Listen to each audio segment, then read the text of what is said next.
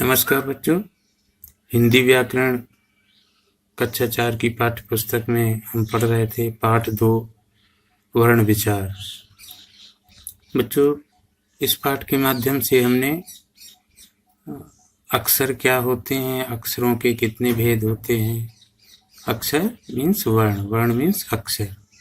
वर्णमाला किसे कहते हैं और स्वर क्या है, स्वर के कितने भेद हैं, व्यंजन क्या है, व्यंजन के कितने भेद हैं आदि विषयों से संबंधित जानकारी हमने अर्जित की। अब बच्चों, बारी है इस पाठ से समस्त अभ्यास कार्यों की। तो बच्चों, प्रश्न प्रहर के माध्यम से हम समस्त अभ्यास कार्यों के बारे में जानकारी अर्जित करेंगे। नंबर का पहला अभ्यास कार्य है, उपयुक्त शब्द चुनकर रिक्त स्थान भरिए। रिक्त मीन्स खाली स्थान भरिए। तो बच्चों, नंबर 1 अभ्यास कार्य है हमारा स्पर्श व्यंजन है। स्पर्श व्यंजन है। तो ये हमारे यहाँ पर 3 ऑप्शन दिए गए हैं, का, वा और हा। यहाँ आप देख रहे हैं का, वा और हा। तो बच्चों, इन तीनों में से कौन सा अक्षर स्पर्श व्यंजन है? तो बच्चों, हमने जैसा पाठ्य पुस्तक में पढ़ा है कि का से लेकर के मा तक सभी स्पर्श व्यंजन कहलाते हैं। तो यहाँ पर का अक्षर स्पर्श व्यंजन है। फिर बच्चों, नंबर 2 अभ्यास कार्य है, जिस स्वर को बोलने में कम समय लगता है उसे क्या कहते हैं? तो बच्चों, स्वर मीन्स छोटा बड़ा। तो जिन स्वरों को बोलने में कम समय लगता है उनको हम दीर्घ स्वर कहते हैं या ह्रस्व स्वर कहते हैं। तो बच्चों, जिन स्वरों के बोलने में कम समय लगता है उसे हम ह्रस्व स्वर कहते हैं। यहाँ हमने ह्रस्व फिल किया है। यहाँ पे का स्पर्श व्यंजन है। जिस स्वर को बोलने में कम समय लगता है उसे ह्रस्व स्वर कहते हैं। अब बच्चों, द्वुत्व व्यंजन है। द्वुत्व व्यंजन, इनमें से कौन सा द्वुत्व व्यंजन है?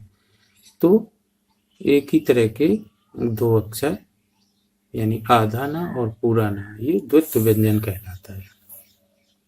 संयुक्त व्यंजन किसे कहते हैं? इन दोनों में से संयुक्त व्यंजन कौन सा है?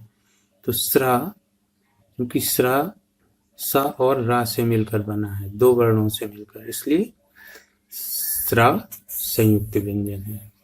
ऊष्म व्यंजन है। ऊष्म व्यंजन कौन सा है इनमें से? ला या सा।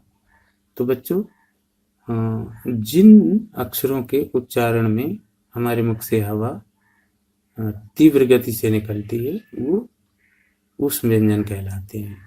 क्योंकि तीव्र वायु निकलने के कारण गर्मी जो है ऊष्मा पैदा होती है, इसलिए ये ऊष्म व्यंजन कहलाते हैं। सा ऊष्म व्यंजन, सा और खे, सा, हा, ये 4 ऊष्म व्यंजन है। या, रा, ला, वा, ये अंतस्थ व्यंजन कहलाते हैं। इस तरह से बच्चों, ये हमारा पहला अभ्यास कार्य। यहाँ ये खाली स्थान दिए गए हैं और इन ऑप्शनों में से एक ऑप्शन सही है, इनको फिल करना है यहाँ पे। फिर सही कथन के सामने तथा गलत के सामने गलत का निशान लगाइए।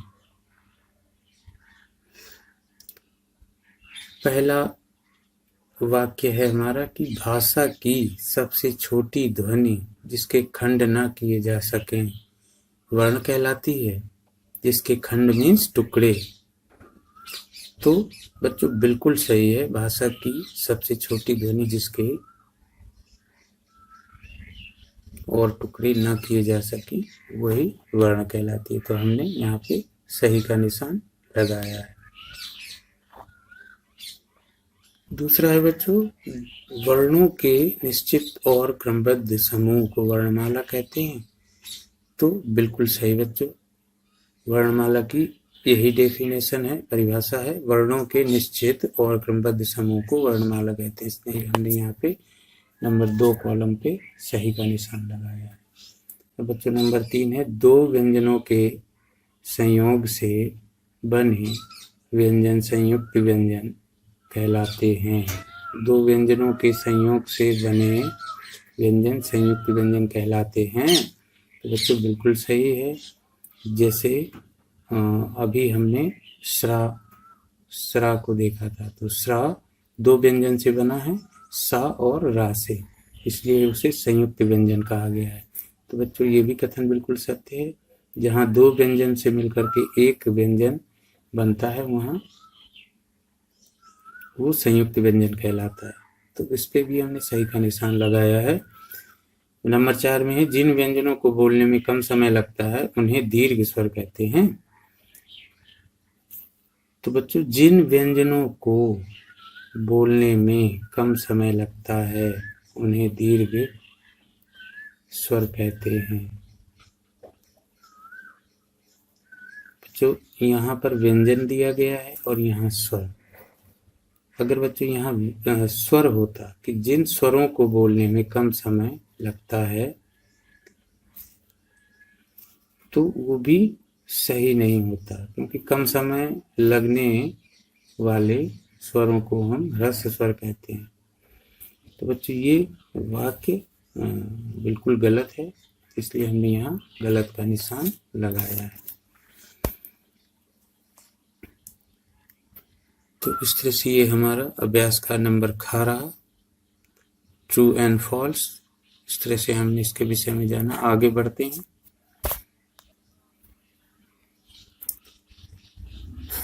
नंबर ग यानी नंबर 3 अभ्यास कार्य है हमारा कि सही विकल्प के सामने सही का निशान लगाइए।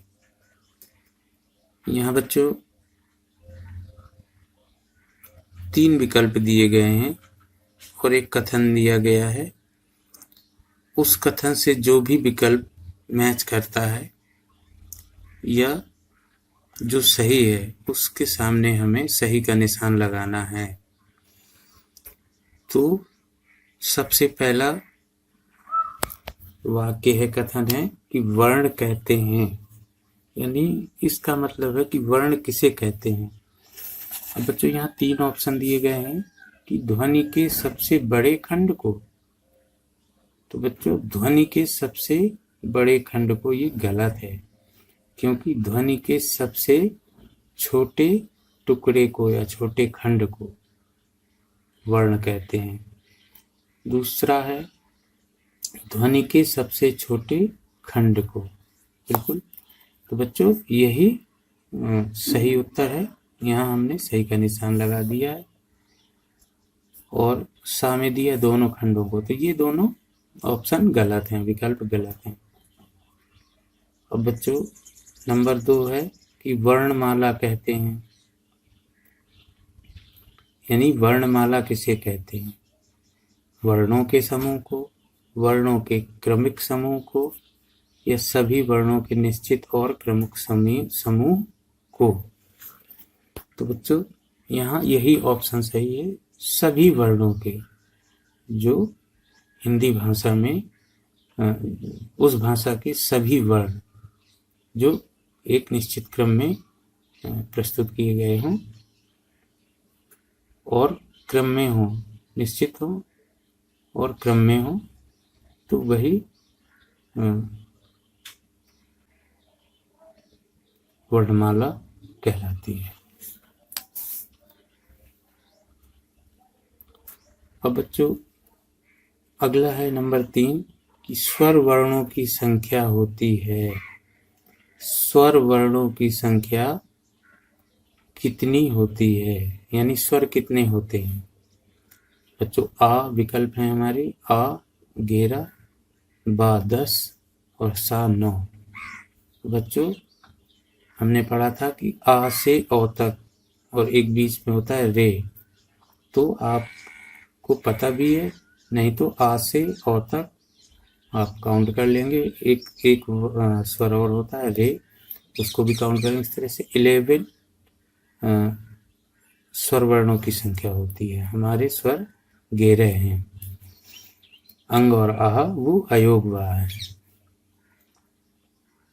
नंबर 4 में है चंद्र बिंदु को कहा जाता है। चंद्र बिंदु को क्या कहा जाता है? विकल्प दिए गए हैं अयोगवार, अनुस्वार या अनुनासिक।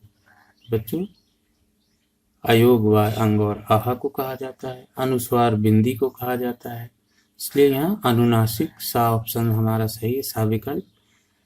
चंद्र बिंदु को अनुनासिक कहा जाता है। तो इस तरह से ये हमारा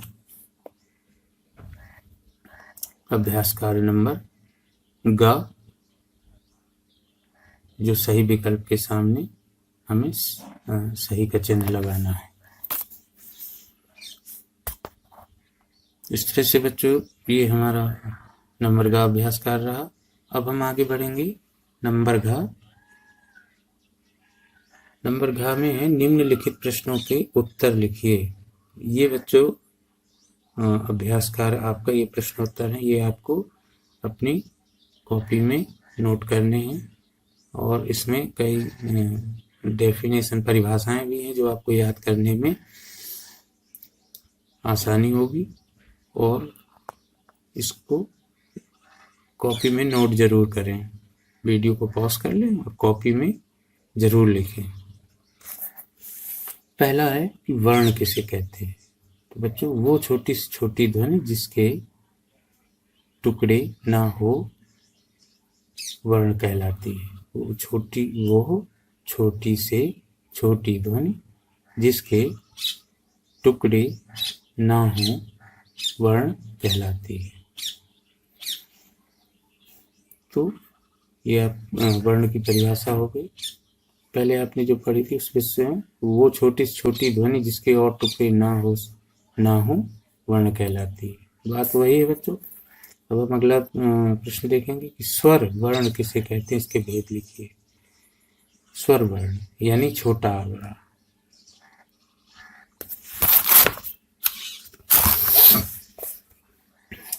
छोटा आ बड़ा को हम क्या कहते हैं? स्वर। और स्वर किसे कहते हैं? तो बच्चों, यहाँ हमें स्वरों की परिभाषा लिखनी है।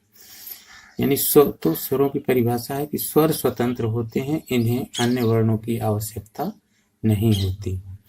स्वरों को बोलते समय हमें किसी अन्य वर्ण की सहायता नहीं लेनी पड़ती। जैसे का में आ मिक्स होता है, तो आ या छोटा बड़ा या बड़ी छोटी, इनमें कोई दूसरा स्वर मिक्स नहीं होता, उसका स्वर नहीं मिला होता। अब बच्चों, व्यंजन किसे कहते हैं? ध्यान से देखिए, व्यंजन किसे कहते हैं और इसके भेद लिखिए। यानी व्यंजन की परिभाषा लिखनी है आपको और उसके भेद रूप लिखने हैं, काइंड्स लिखने हैं। तो सर्वप्रथम हम परिभाषा लिखेंगे कि जो वर्ण स्वरों की सहायता से बोले जाते हैं उन्हें व्यंजन कहते हैं। तो अब इसके भेद लिखने हैं हमें। तो व्यंजन के कितने भेद हैं? व्यंजन के 3 भेद हैं। नंबर 1 स्पर्श व्यंजन, नंबर 2 अंतस्थ व्यंजन, नंबर 3 ऊष्म व्यंजन। इस तरह से व्यंजन के 3 भेद होते हैं। नंबर 1 स्पर्श व्यंजन, यहाँ पर आप नंबर 2 लिख लीजिए, नंबर 2 अंतस्थ व्यंजन, यहाँ पर नंबर 3 लिख लीजिए, नंबर 3 ऊष्म व्यंजन। तो इस तरह से बच्चों ये आपके प्रश्नोत्तर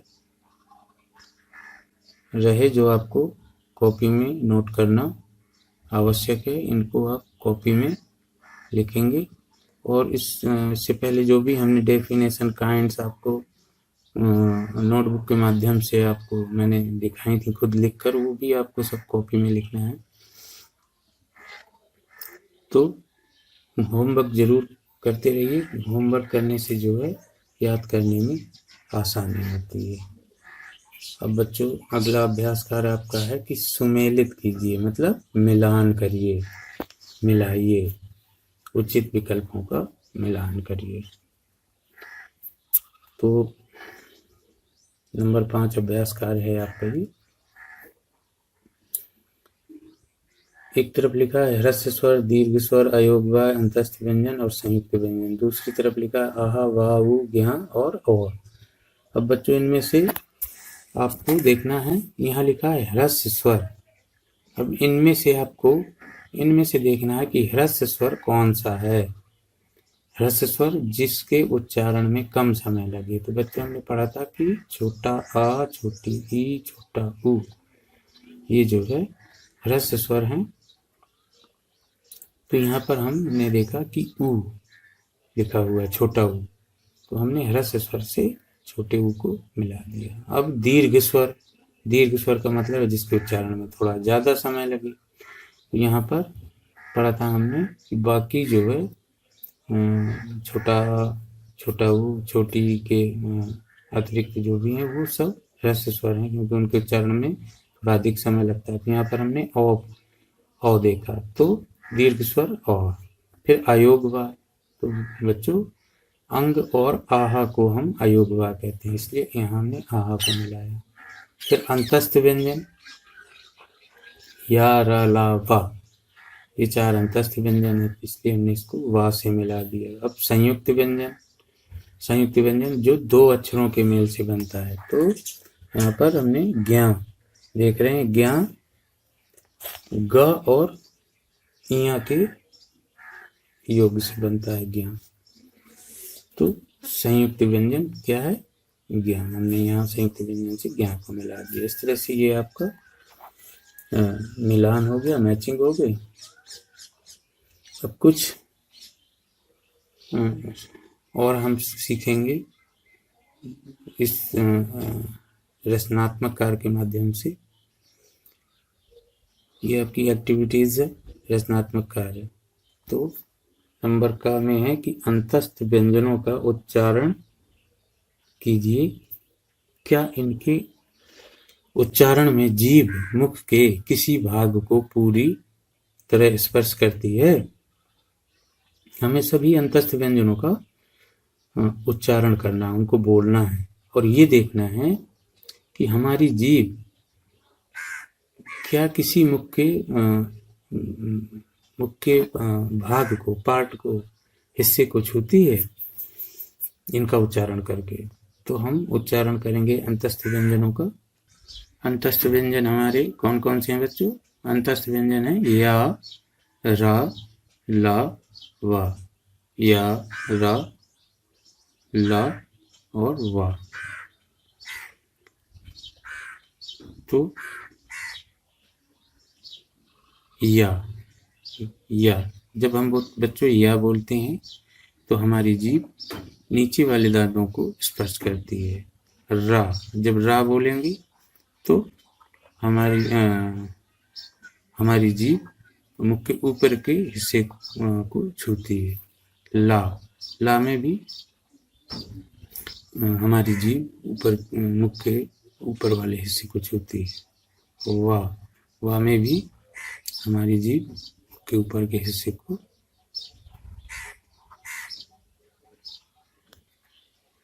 लेकिन बच्चों स्पर्श व्यंजनों के से यदि हम तुलना करें तो अंतस्थ व्यंजनों का उच्चारण करते समय हमारी जीभ हमारे मुख के हिस्से को बहुत ही कम स्पर्श करती है। स्पर्श तो करती है लेकिन थोड़ा सा, बिल्कुल। स्पर्श व्यंजनों की तुलना में ये बहुत कम जो है स्पर्श है। इसलिए यहाँ पर दो ऑप्शन दिए गए हैं, हाँ और नहीं। तो स्पर्श तो करती है लेकिन बहुत ही कम स्पर्श करती है। तो हम यहाँ नहीं पर टिक करेंगे कि लगभग ना के बराबर ही हमारी जीभ हमारे मुख के किसी हिस्से को स्पर्श करती है। या, रा, ला, वा, बिल्कुल उसमें बिल्कुल हल्के से उसमें स्पर्श करती है, हल्का स्पर्श करती है। इसलिए हम यहाँ पर नहीं ऑप्शन पर टिक करें। अब नंबर खा देखेंगे कि ऊष्म व्यंजनों का उच्चारण कीजिए। हमें ऊष्म व्यंजनों का उच्चारण करना है। फिर देखना है कि क्या इनके उच्चारण में मुख से निकलने वाली हवा के तेज गति से मुख के भीतर रगड़ खाने के कारण ऊष्मा उत्पन्न होती है। ऊष्म व्यंजनों का उच्चारण करिए। सबसे पहले हमें ऊष्म व्यंजनों को बोलना है, उनका उच्चारण करना है। ऊष्म व्यंजन शा, खे, सा, हा, सा, खे, सा, हा। क्या इनके उच्चारण मुख से निकलने वाली हवा की तेज गति से मुख के भीतर रगड़ खाने के कारण ऊष्मा उत्पन्न होती है? तो बच्चों बिल्कुल ही हमने उच्चारण करके देखा कि बहुत ही तीव्र गति से हमारे मुख से हवा निकलती है, जो हमारे मुख के हिस्से से टकराने के कारण उनमें ऊष्मा यानी हल्की सी गर्मी पैदा होती है। अब हमको पैदा होती है, तो प्रश्न यही है कि क्या इनके उच्चारण में मुख से निकलने वाली हवा की तेज गति से मुख के भीतर रगड़ खाने के कारण ऊष्मा उत्पन्न होती है? बच्चों हमने यहाँ पे टिक किया है कि हाँ, ये जो हमसे पूछा जा रहा है उसका जवाब हमने हाँ में दिया है। अब आगे लिखा है कि विचार करिए कि इन्हें ये नाम इनके स्वरूप के अनुसार दिए गए हैं या नहीं। अब हमें ये सोचना है कि जो ऊष्म कहा गया है, ऊष्म का मतलब गर्मी, तो ये विचार करना है कि वास्तव में जो इनको ऊष्म व्यंजन कहा गया है, ये नाम जो इनका ये इनके अनुसार सही है या गलत। तो बच्चों हमें सही यानी हाँ विचार पे अब टिक करना है कि बिल्कुल सही है, इनका नाम जो है इनके अनुसार, इनके रूप के अनुसार ही इनको दिया गया है। तो इस तरह से ये हमारी एक्टिविटीज रही, रचनात्मक कार्य रहे। बच्चों संपूर्ण अभ्यास कार्यों को हमने अच्छी तरह समझा, फिर प्रश्नोत्तरों को भी फिर टिक द करेक्ट आंसर, सही विकल्प के सामने सही का निशान, उसके बाद सही कथन के सामने सही गलत का निशान, उसके बाद फिल इन द ब्लैंक्स, उपयुक्त शब्द चुनकर रिक्त स्थान भरिए आदि समस्त अभ्यास कार्यों के बारे में हमने सीखा। एक बार बच्चों फिर मैं आपको संक्षिप्त में संपूर्ण पाठ के विषय में आपको बताऊंगा। पहला है वर्ण किसे कहते हैं, वर्ण की परिभाषा क्या है। तो वो छोटी से छोटी ध्वनि जिसके और टुकड़े ना हो सकें वो वर्ण कहलाती है। परिभाषा बच्चों आप यही याद करेंगे। फिर वर्णमाला किसे कहते हैं, तो वर्णमाला वर्णों के क्रमिक, चलिए मैं आपको परिभाषा यहाँ से बच्चों, वर्णों के निश्चित और क्रमिक समूह को वर्णमाला कहते हैं या हिंदी की वर्णमाला कहते हैं। तो बच्चों यहाँ तक आपको डेफिनेशन याद करनी है वर्णमाला की। वर्णों के निश्चित और प्रमुख समूह को हिंदी की, ये जरूरी नहीं है, प्रमुख समूह को वर्णमाला कहते हैं, इतना आपको याद करना है। फिर अगले पेज में है बच्चों कि स्वर, स्वर किसे कहते हैं।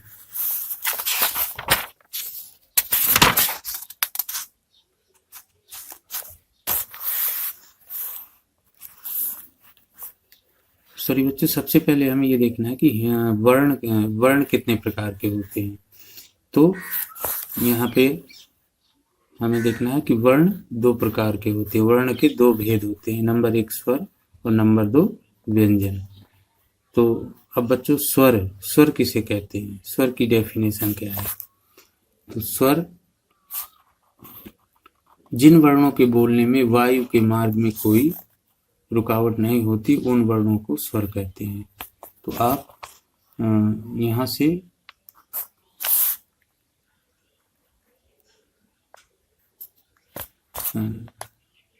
यहाँ तक लिख सकते हैं या इन्हें बोलने के लिए दूसरे वर्णों की सहायता नहीं लेनी पड़ती। इसकी डेफिनेशन बच्चों मैंने आपको नोटबुक में लिख करके बताई थी, आप वहाँ से उसको याद कर लें। यहाँ जो डेफिनेशन है वो क्लियर नहीं है, तो आप वहाँ कॉपी से लिख लें, या अभ्यासकार में जो मैंने आपको लिखवाया स्वर वर्ण, तो वहाँ से आप इसको देख सकते हैं। अब बच्चों इसके आगे है कि स्वर के भेद। इसके पहले बच्चों एक चीज और आप समझेंगे कि हिंदी भाषा में कितने स्वर होते हैं। तो हिंदी भाषा में 11 स्वर होते हैं, जो इस प्रकार हैं। ये देखिए कि 11 स्वर इस तरह से लिखे हैं, आ से लेकर के अ तक। ये आपका एक अतिरिक्त स्वर है। नंबर 1, अब स्वर कितने प्रकार के होते हैं, काइंड्स ऑफ वर्ड्स। तो स्वर के 2 भेद होते हैं। नंबर 1 है ह्रस्व स्वर, नंबर 2 दीर्घ स्वर। ह्रस्व स्वर जिस स्वर के बोलने में कम समय लगता है उसे ह्रस्व स्वर कहते हैं। वो 4 हैं, आ, ई, उ और रे। और जिन स्वरों के बोलने में अधिक समय लगता है उसे दीर्घ स्वर कहते हैं। वो कितने हैं, 1 2 3 4 5 6 7 और 4 मिलाकर के 11। तो बड़ा, बड़ी, ए, आए, उ, बड़ा उ, ओ और औ, इस तरह से 7 जो है ये दीर्घ स्वर। रे को बच्चों रे भी हमारा ह्रस्व स्वर की श्रेणी में आता है। अब बच्चों आगे है कि व्यंजन किसे कहते हैं। तो व्यंजन की परिभाषा भी मैंने आपको नोट करवाई है।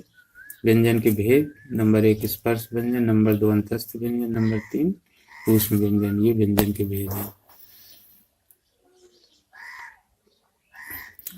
सभी व्यंजन के भेदों की परिभाषाएं भी हमने आपको लिखवाई हैं, और उदाहरण भी कौन कौन से कहलाते हैं, ये सब हमने इस वीडियो के माध्यम से आपको जो है जानकारी दी है। अच्छी तरह से याद करें, नोट करें उनको, और लिखें और याद जरूर करें।